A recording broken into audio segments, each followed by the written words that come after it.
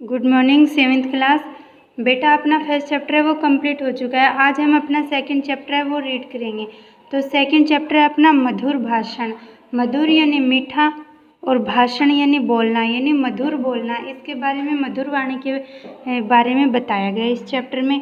तो हम रीड करते हैं चैप्टर परिचय। प्रस्तुत निबंध में मधुर वाणी या वाणी के माधुर्य का महत्व वर्णित है। भाषा मनुष्य को ईश्वर की अनुपम देन है। हमारी भाषा में मधुरता का जितना अधिक अंश होगा हम उतने ही दूसरों के प्रिय पात्र बन सकते हैं। यानी जितना हमारी बोली में मिठास होगा उतने ही हम लोगों के करीब हो जाएंगे। हमारी बोली में माधुर्य के साथ साथ शिष्टता भी होनी चाहिए। भाषा ही हमारी शिक्षा, दीक्षा, कुल की परंपरा और मर्यादा का परिचय देती है। प्रस्तुत निबंध विचारात्मक शैली में लिखा गया है, यानी इसमें विचार विमर्श किया गया है।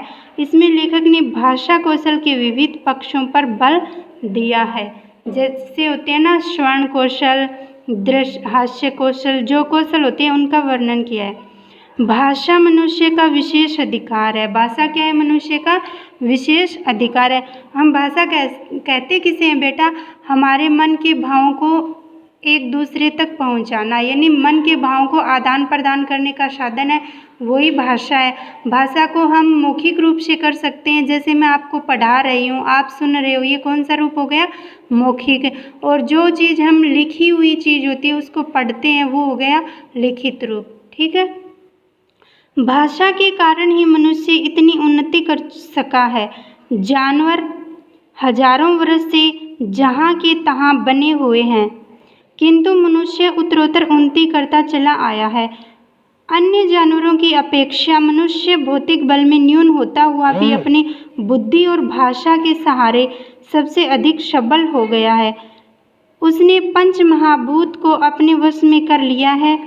यह सब भाषा द्वारा सहकारिता के बल पर ही हो सकता है। भाषा द्वारा हमारे ज्ञान और अनुभव की रक्षा होती है।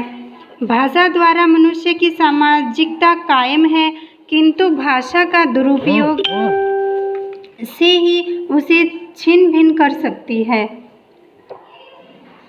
कायल, कायल का क्या अर्थ होता है बेटा? स्थिर। कि मनुष्य की सामाजिकता है वो क्या है? स्थिर है। कायल का मतलब होता है स्थिर। एक मधुर शब्द दो रूहों को मिला देता है और एक ही कुट शब्द दो मित्रों के मन में वैमनस्य उत्पन्न कर देता है। रूह होता है आत्मा। जब हम मधुर आवाज़ में बोलते हैं तो दो आत्माएं आपस में मानो मिल जाती हैं, और जब हम कठोर या कड़वे शब्दों से किसी के साथ बात करते हैं तो उनके मन में हमारे प्रति बैर की भावना है वो आ जाती है। अब प्रश्न ये है कि मधुर भाषण किसे कहते हैं? साधारणतया जो वस्तु मनोनुकूल होती है, जिससे चित्त द्रवित होता है, वही मधुर कहलाती है। माधुर्य शब्द भाषा का भी गुण है। द्रवित यानी पिघला हुआ या पसीजा हुआ, और माधुर्य होता है मधुर होने का भाव। वचनों का माधुर्य हृदय द्वार खोलने की कुंजी है। कुंजी क्या होती है? की यानी चाबी। जो अपने मन के भाव हैं वही हमारे हृदय के लोक को खोलते हैं। वचनों का आकर्षण न्यूटन के गुरुत्वाकर्षण और चुंबक के आकर्षण से भी बढ़कर है। कि जैसे न्यूटन का गुरुत्वाकर्षण का बल नहीं है क्या, चुंबक है वो लोहे की अपनी ओर खींचती है, इसी तरह हम अपने वचनों के द्वारा भी किसी को अपनी ओर आकर्षित कर सकते हैं। हम मधुर सबके साथ मधुरता का व्यवहार करेंगे, प्रेम की भावना रखेंगे तो सबको हम अपना बना सकते हैं, और कठोर वचनों से हम सबसे बिछुड़ सकते हैं और सबके प्रति अपना जो रुख है वो अच्छा नहीं रहता बेटा। नेक्स्ट पेज निकालो अपना।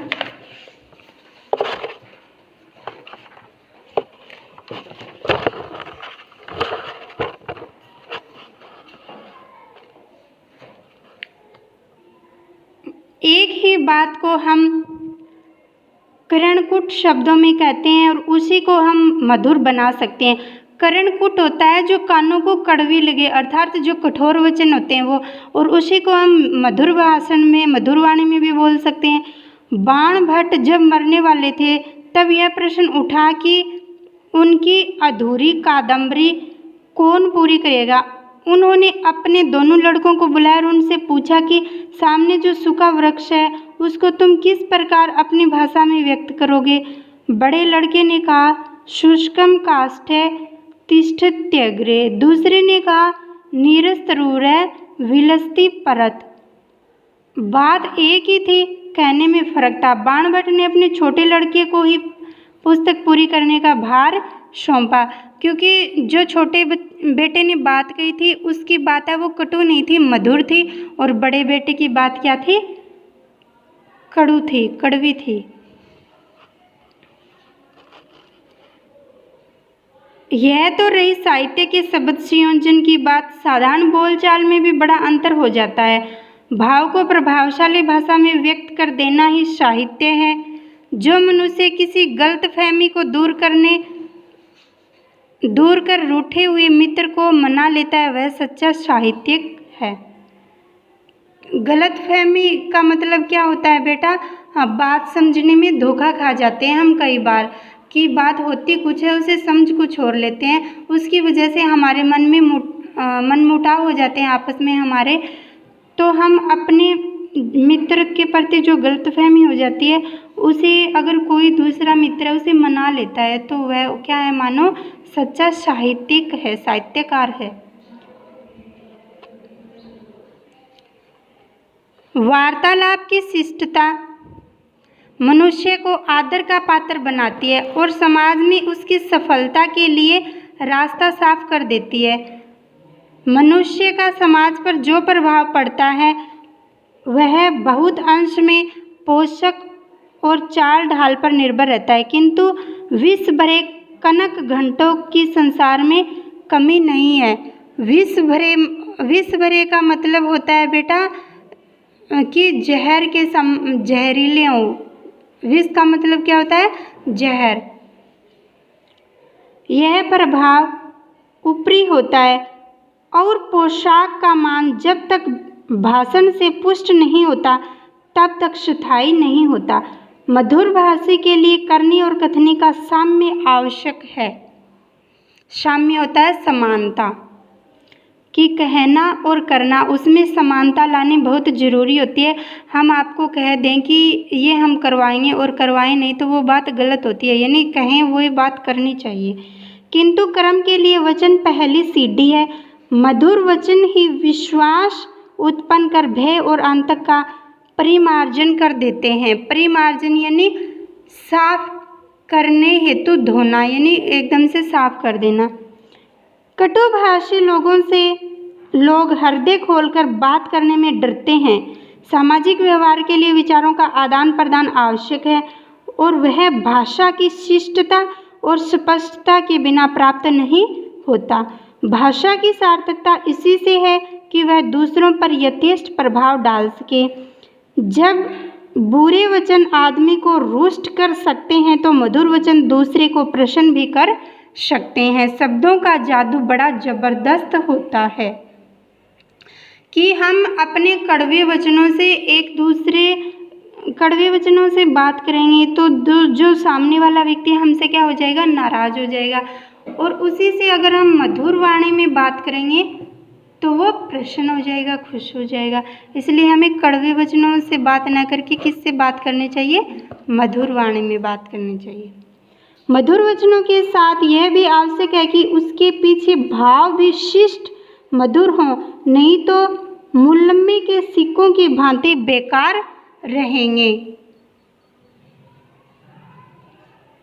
हृदय की मालिनता और मधुर वचनों का योग नहीं हो सकता है। वचन के अनुकूल जब कर्म होते हैं तभी मनुष्य वंदे बनता है। मनुष्य के चरित्र के असली परिचायक उसके कर्म भी होते हैं, किंतु बिना मधुर वचनों के लोग दूसरों के सद्व्यवहार का भी लाभ नहीं उठाना चाहते हैं। ही महताम धनम, अर्थात मान ही बड़े आदमियों का धन है। मान क्या होता है बेटा, सम्मान करना, इज्जत करना।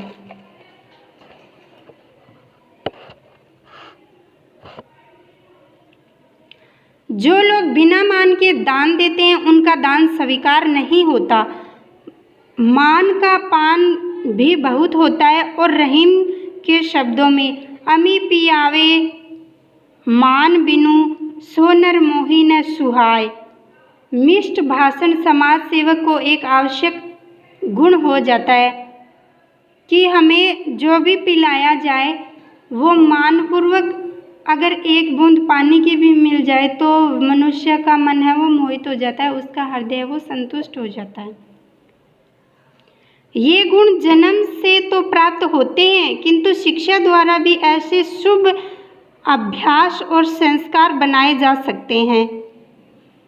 मन और वाणी और कर्म का सामंजस्य ही मनुष्य को श्रेष्ठता के पद पर पहुंचाता है कि हम अपने मन, वचन और कर्म से हम क्या हो जाते हैं, अनुकूल। ये तीनों चीज़ें हमारी अनुकूल होगी तभी हम हैं वो श्रेष्ठता को प्राप्त कर सकेंगे, उच्च पद को प्राप्त कर सकेंगे। फिर भी वचनों का विशेष महत्व है, क्योंकि एक कटु वचन सारे किए धरे पर पानी फेर सकता है। यद्यपि यह ठीक है कि दुधारू गाय की 2 लातें भी सहन की जाती हैं, फिर भी दूसरे के स्वाभिमान का हनन कर उसके साथ उपकार करना कोई महत्व नहीं रखता। ऐसे कहते हैं ना कि दूध देने वाले पशु की तो लात भी खाई जा सकती है, अर्थात जिससे कुछ प्राप्त करें हम उसकी डांट भी खा लें तो भी अच्छा रहता है। वाणी की मधुरता के साथ विनयपूर्वक व्यवहार की भी आवश्यकता है कि वाणी भी मधुर होनी चाहिए और व्यवहार है वो भी विनयशील होना चाहिए। विनयपूर्ण व्यवहार ही शिष्टाचार है। शिष्टाचार का अर्थ लोग दिखावा या तकल्लुफ़ करते हैं। तकल्लुफ़ का मतलब होता है बेटा औपचारिक, कि जिसमें कोई अपनत्व नहीं हो, औपचारिक भावना। लेकिन वास्तव में उसका अर्थ है सज्जनोचित व्यवहार, यानी सज्जन व्यक्तियों के अनुकूल व्यवहार। मधुर भाषण के साथ इसका भी मूल्य है।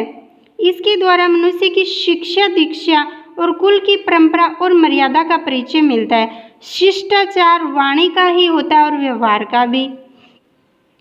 वाणी के शिष्टाचार में अपनों से बड़ों को आप कहना, आप क्या कहते हैं के स्थान पर आपकी क्या आज्ञा है आदि वाक्य अधिक वांछनीय समझे जाते हैं। वांछनीय होता है बेटा अच्छे लगने वाले, चाहने वाले। मतलब हम किसी से कोई काम करने के लिए पूछें, बड़ों से तो हम ये नहीं कहें कि इसके बारे में आप क्या कहना चाहते हो, ऐसे पूछना चाहिए कि आपकी क्या आज्ञा है ऐसा कार्य करने के लिए, इस तरह पूछें। किसी काम को कराने के लिए कृपया शब्द का प्रयोग शिष्टता का परिचायक होता है। परिचायक है बेटा परिचय कराने वाला, कि हम ऐसे पूछते नहीं कि कृपया आप ये करोगे क्या, कृपया मुझे छुट्टी मिल जाएगी क्या। वो क्या होता है, परिचय करवाता है हमें हमारा। काम हो जाने के पश्चात धन्यवाद कहना भी जरूरी है। जो अपने से नीचे हैं उनसे कोई ऐसी बात न कही जाए कि जिससे यह प्रकट हो कि हम उनको नीचा समझते हैं। अपने से कम स्थिति के लोगों के स्वाभिमान की रक्षा करना सज्जन लोगों का पहला कर्तव्य है।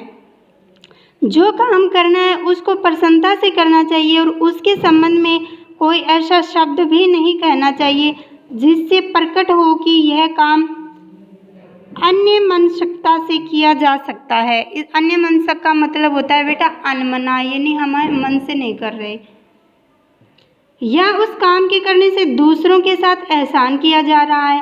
ऐसा काम करते टाइम कभी हमारे मन में होना नहीं चाहिए। या तो कोई वस्तु न दे और दे तो पूर्ण उदारता से और प्रसन्नता के साथ। कम से कम जहाँ क्रिया में उदारता वहाँ वचने दरिद्रता नहीं आने देनी चाहिए, यानी वचन में दरिद्रता नहीं आने देनी चाहिए। हमें मधुर आवाज़ में ही सभी से बातें हैं वो करनी चाहिए। यदि इनकार ही करना पड़े तो उसमें अधिकार और अभिमान की गंध नहीं आनी चाहिए। इनकार मजबूरी के ही कारण होना चाहिए, चाहे वह सैद्धांतिक मजबूरी हो या आर्थिक। इनकार शिष्टता के साथ भी हो सकता है और अशिष्टता के साथ भी। अगर हम किसी कार्य को करने के लिए मना करें तो हम शिष्टाचार के साथ भी कर सकते हैं कि प्लीज़ मुझसे ऐसे हो नहीं रहा। और कई बार हम रोब में आके कह देते हैं, तो हमें रोब में आके किसी कार्य को करने के लिए मना भी नहीं करना चाहिए, शिष्टाचार से ही बातें करनी चाहिए। प्राय लोग अशिष्टता से यह कह देते हैं जाओ अमुक वस्तु यहाँ कहाँ से आई, तुम्हारा कोई लेना देना नहीं, घर वालों को तो जुड़ता नहीं, तुम्हारे लिए कहाँ से लाएं। इनकार करने में जो बातें कही जाए उनमें परायपन का भाव नहीं आने देना चाहिए, यानी हमें अपनत्व की भावना से ही इनकार करना चाहिए, न कि परायपन की भावना से। इनकार करते समय खेद प्रकट करना शिष्टाचार की मांग है। शिष्टाचार यानी शिष्टतापूर्ण आचरण। कहना चाहिए मुझे बड़ा खेद है, आपके लिए इनकार करना पड़ा, आपने यहाँ आने या मांगने का कष्ट किया, मैं इस विषय में आपकी सेवा नहीं कर सका। मतलब हमसे किसी ने कुछ मांगा और हम उसको वो चीज़ दे नहीं पाए ना, तो हम उनको ऐसे कहेंगे कि मुझे दुख हो रहा है कि मैं आपको ये वस्तु है वो दे नहीं पा रहा हूँ, इस बात का मुझे दुख है। ऐसे करके हमें उनको रिप्लाई करना चाहिए, न कि अपशब्दों से। वार्तालाप में हमको पारिवारिक बातचीत और निजी बातचीत में थोड़ा अंतर करना चाहिए।